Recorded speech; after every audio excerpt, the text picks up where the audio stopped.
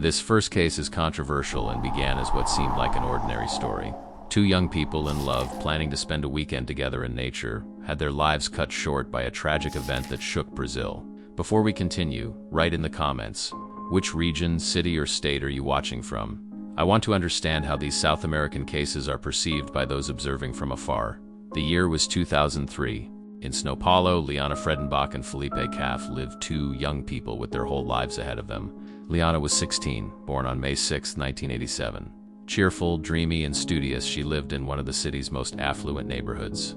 Of Jewish descent and from a well-off family, she dreamed of passing the university entrance exam to study physical education and working as a camp counselor for the Jewish community movement. Felipe Silva Caff, 19, born on July 1, 1984, was a kind and humble young man. Although he did not come from a background as wealthy as Liana's, Felipe was a scholarship student at Colegio São Luís and worked during the day.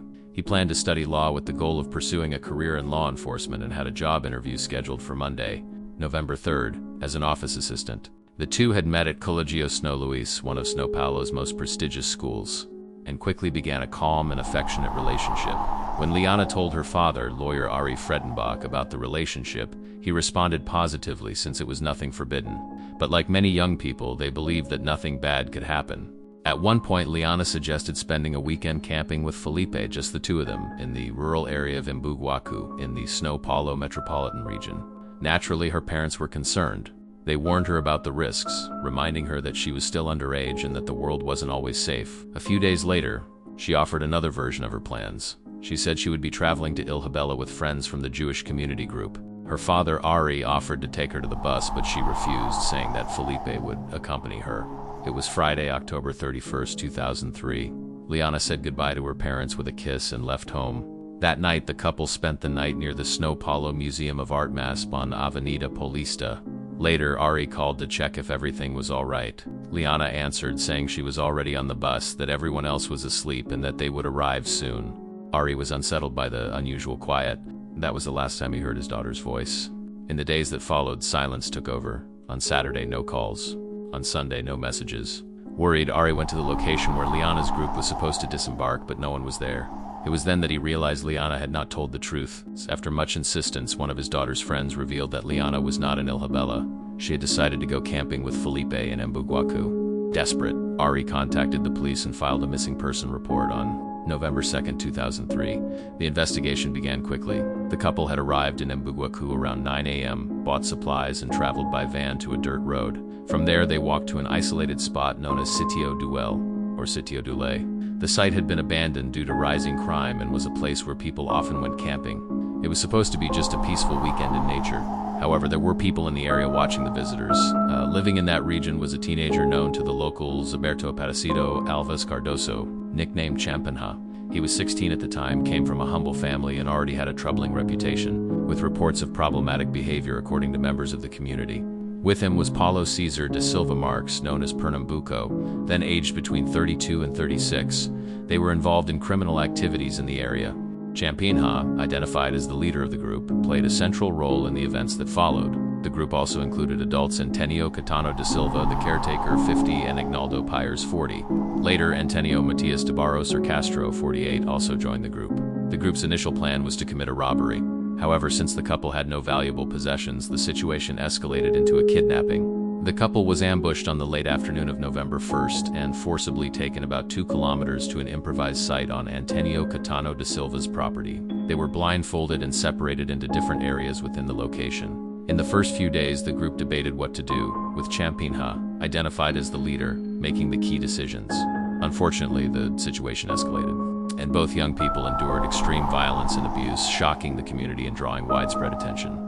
When the group realized that Felipe's family could not provide any ransom, those involved made choices that led to tragic consequences for the youths, triggering an investigation that would later seek to hold everyone accountable. On Thursday, November 6th, Felipe was taken into the woods by Pernambuco and killed in an event that stunned the local community. Liana blindfolded her with her eyes covered and held under Champinha's custody at a short distance, heard what had happened and asked about Felipe. Champinha falsely told her that he had been released. After this episode, Pernambuco fled. Liana, unable to defend herself and under extreme stress, was taken by Champinha to various hideouts. He presented her to others as his girlfriend or cousin. While she remained in a state of complete shock and barely spoke, time passed and the police were closing in. The Special Operations Command Co. had already been activated, and investigators found evidence that made Champina one of the main suspects due to his troubling history. Meanwhile, Liana's father, Ari Friedenbach, was conducting an intense investigation on his own. Under pressure from the police, Champinha decided to take Liana into the woods on the morning of Saturday, November 8th, claiming he would release her at a bus stop. Along the way, Liana was found dead under circumstances that shocked the community.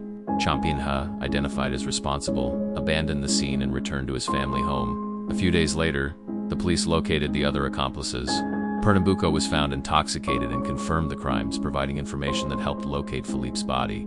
Antonio Catano was the first to be arrested.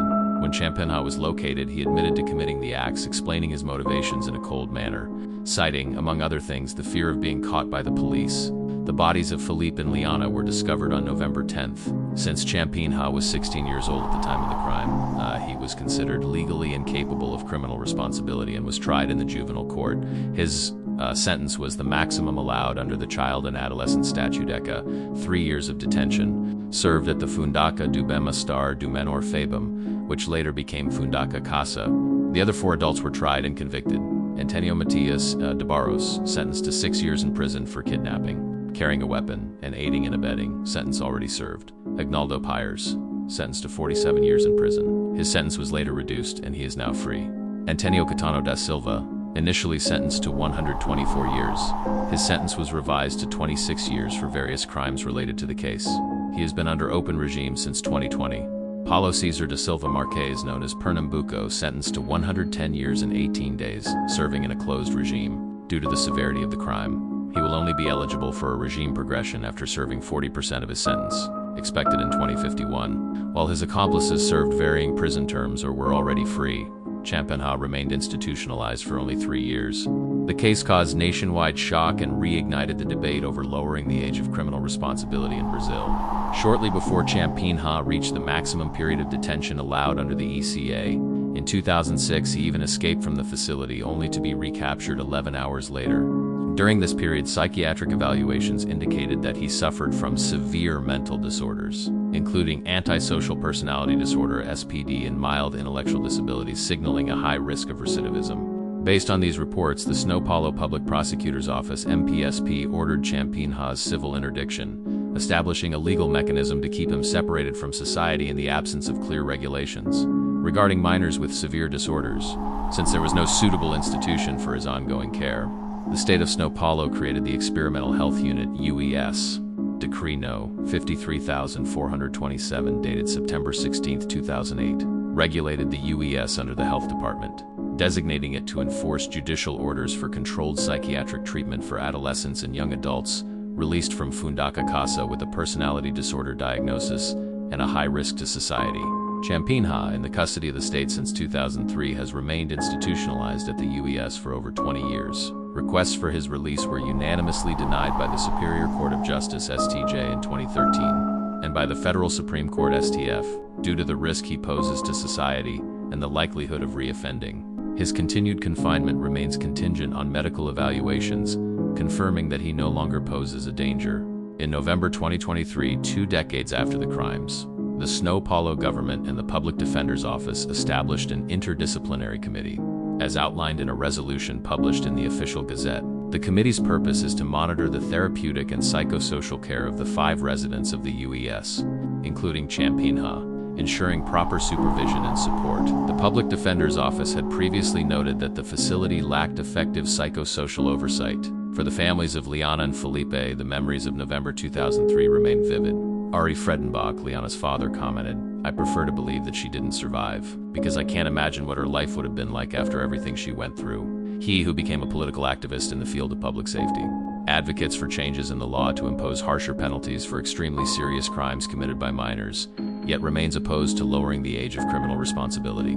Felipe's mother, Lanice, expressed a phrase that has come to define the case: "When we bury our parents, we bury the past. But when we bury our children, we bury the future."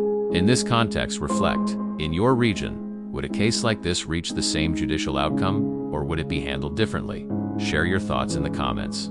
After the tragedy, the families channeled their grief into action, launching campaigns to raise awareness among young people and parents about the importance of communication and recognizing warning signs. The Champeen Har case became emblematic in the debate over the age of criminal responsibility and highlighted legal gaps regarding indefinite security measures, which in practice serve as prolonged containment for individuals considered highly dangerous and legally unaccountable.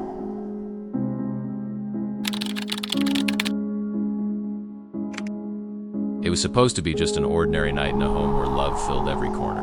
But on November 11, 2011, the Yoshifusa family home, long a sanctuary of safety and affection, was struck by a tragedy that deeply shook everyone around. In Mogi Das Cruz's Snow Paulo, two young women had their lives abruptly cut short by someone the family had trusted for many years. This is the story of the Yoshifusa sisters, an event that left a lasting mark on the city and revealed the complexity and unpredictability of human relationships.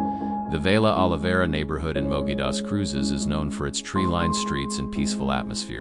Spacious homes, well-tended gardens, and neighbors sharing a calm, orderly routine. That spring in 2011, the sun lingered longer in the sky before yielding to night, and the Yoshifusa family's life continued serenely, full of plans and harmonious moments. Nelson and Rita had created more than just a house. They had built a true refuge. Devoted parents, recognized for their generous hearts and careful upbringing of their daughters, Renata and Roberta. Within the home, the girls' laughter filled every corner. The eldest 21-year-old Renata was studying law and dreamed of becoming a judge, a desire for justice that seemed woven into her very being. The youngest 16-year-old Roberta brightened every day with her lightheartedness and sweetness. She was studious and full of dreams. Mother and daughter shared affectionate nicknames, Tinker Mew and Tinker Zinhaz, a playful nod to Tinkerbell, symbolizing the magical bond they shared. But as often happens in stories marked by love, the trust they had would become a critical vulnerability for the family's future. Renata and Roberta embodied youth in its fullest, dreamers, disciplined, and bursting with life.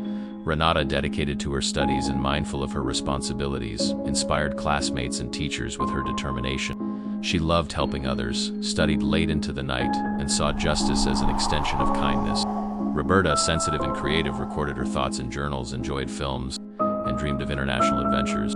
Two distinct personalities, yet united by a profound bond as if one completed the other.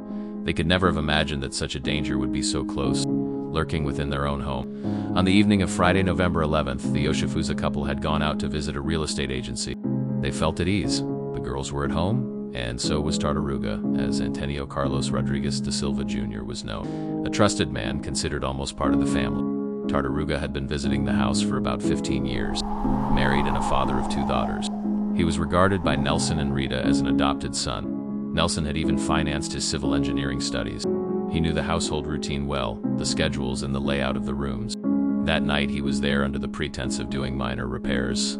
Around 8 in the evening, the family's housekeeper Marlene noticed Tartaruga accessing inappropriate websites on the living room computer, a behavior that made her uncomfortable and, according to reports, led to a reprimand from Renata. Minutes later, a tragic event would shake the Yoshifusa family and the Mogi das Cruzes community profoundly, leaving lasting scars and a sense of shock that persists to this day.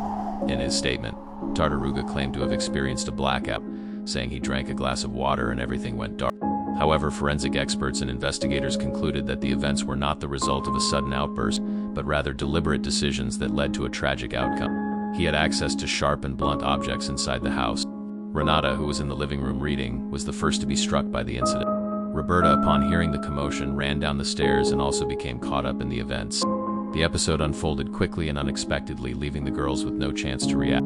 Afterwards, both the community and the family were deeply shaken by the disturbing and shocking nature of the actions, causing widespread grief in Mogi das Cruzes. Tartaruga, despite having his own family, made decisions that destroyed lives and left irreparable scars on the Yoshifusa family and the city, turning a home once filled with joy into a scene of mourning and sorrow. For 15 years, he had been treated as part of the Yoshifusa family, sharing meals, receiving guidance, and enjoying their support. On the night of the tragic incident, all that trust was shattered. Investigators determined that the assailant's behavior had devastating consequences for the young woman. The evidence confirmed that the episode was profoundly disturbing and sent shockwaves through the entire community.